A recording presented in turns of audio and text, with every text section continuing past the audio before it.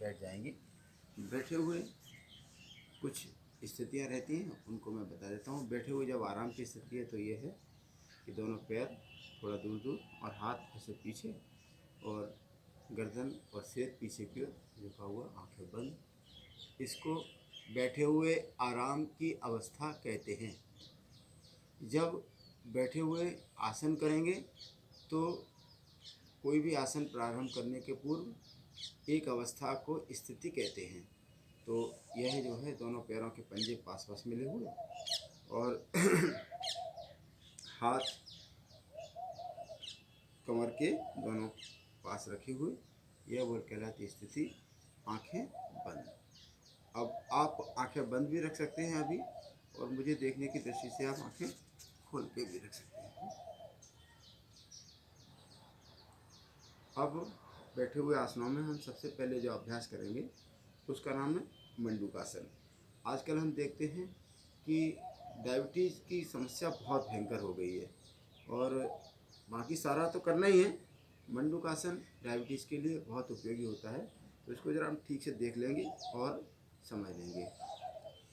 एकम में हम क्या करेंगे, जैसे ही हम स्थिति में हैं और एकम दायां पैर घुटने से मोड़ा और इस प्रकार से मोड़ लिया, द्वे बायां पैर भी ऐसे घुटने से मोड़ लिया और ये बैठ गए। अब ये जो स्थिति है इसको बोलते हैं वज्रासन। हम भोजन करने के उपरांत यह आसन कर सकते हैं। एकमात्र आसन यही है जो भोजन करने के उपरांत किया जा सकता है, और इस आसन को करने से हमारा जो है पाचन सहज और आराम से हो जाता है। तो इसलिए अब यह हम आ गए वज्रासन में। फिर हमने मुट्ठियाँ बंद कर ली इस प्रकार से, अंगूठे को अंदर और पूरी मुट्ठी बना ली, ठीक है।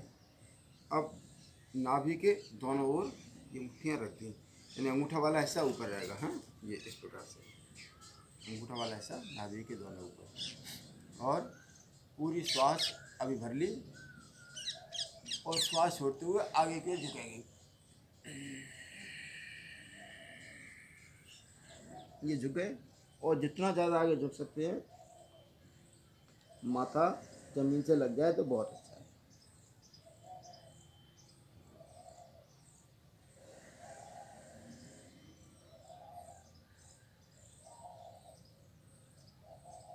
फिर से वापस आ जाइए।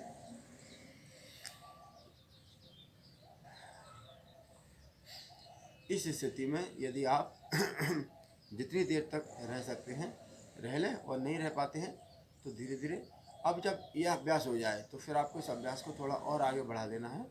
जैसे मैंने सांस भरी, देखिए यहीं से पूरी सांस भरी और पूरी सांस छोड़ दी और पूरा पेट अंदर पिचका लिया, पिचका लो पेट और आगे झुक जाओ, पूरा पेट पिचका लो।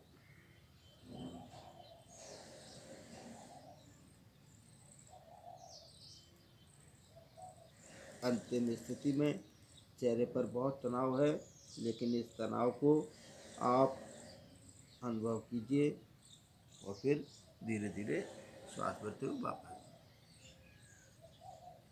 आराम से। पतंजलि कहते हैं स्थिरम सुखम आसनम, स्थिरता से सुखपूर्वक जो किया जाए वही आसन सिद्ध होता है। हम अंतिम स्थिति में बड़े आराम से सहज हो जाना है। अंतिम स्थिति में हमको फिर कसवसाहट नहीं रहेगी, खिंचाव नहीं रहेगी। खिंचाव तो रहेगा, लेकिन वह खिंचाव तनाव के साथ में आनंददायक जीवन सीखना, यही योग का सूत्र है और वही हमको सीखना है। इसके उपरांत अगला आसन, अब ये मैं आपको पीछे घूम जाता हूँ, यहीं से हमको अगला आसन करना है। तो ये हम इसके बाद में ये घुटनों पर हो गए। अब देखो मैं यहीं से आपको करके बताता हूँ, फिर से बता देता हूँ। ये जैसे बैठे थे और यहीं से मैंने कहा ये कमर दर्द हो गया, श्रेणी में हम ये यहाँ आ गए घुटनों के बल हैं, ये हाथ बिल्कुल ऐसे होते हुए, और हाथों को हमने क्या किया, पूरी पंजा उंगलियां एक साथ ऐसे नहीं करना है, ठीक है ना, ये पूरा। और चतवारी में हम पीछे मुड़ गए, जितना हम मुड़ सकते हैं। चतवारी, अर्ध उष्ट्रासन, ऊँट की तरह। और जो लोग थोड़ा सा और हिम्मत दिखाइए तो पूरे पीछे हो जाइए आराम से, और पेट को आगे की ओर धक्का दीजिए।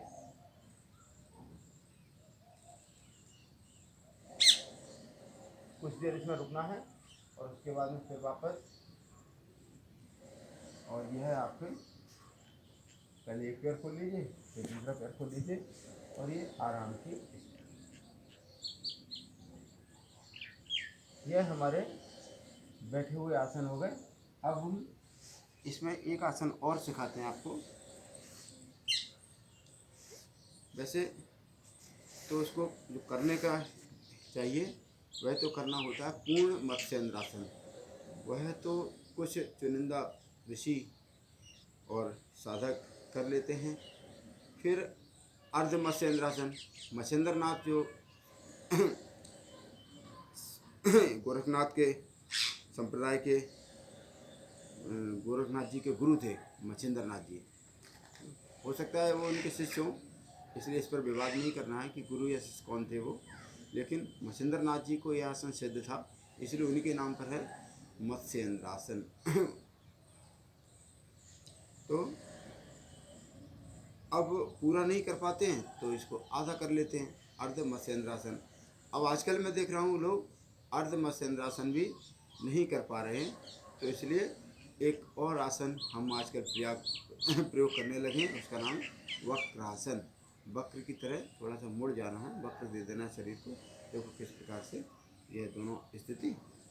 अब एकम में हमने क्या किया, दाएं पैर को मोड़ा, ठीक है। फिर से देख लीजिए, उसने किया ये दायां पैर है, बस ऐसे मोड़ लिया और पंजा कहाँ रख दिया, घुटने के पास में। ये देखो, ये रखिए, और यहाँ तक तो कोई कठिनाई है नहीं। अब हमने क्या किया, जो पैर हमारा सीधा है, हाँ, उस हाथ को पूरा ऊपर ले गए, ऐसे पूरा खींचे ऊपर, उस हाथ को पूरा ऊपर ले गए। जो सीधा पैर है उस हाथ को ऊपर ले लिया, ठीक है। अब हमको क्या, पीछे की ओर देखना है, घूमो पीछे, घूमो जितना घूम सकते हो, घूमो और घूमो। और ये दूसरा हाथ है वो अपने आप पीछे चला जाएगा, क्योंकि सहारा भी तो लेना पड़ेगा। तो हमने इसका सहारा ले लिया पीछे, और ये हाथ हमारा ऊपर है, और हमने क्या किया, ये हाथ की कोहनी से इस कलाई को दबाया और घुटने को पकड़ लिया, और पीछे वाले हाथ की तरफ देखने लगे।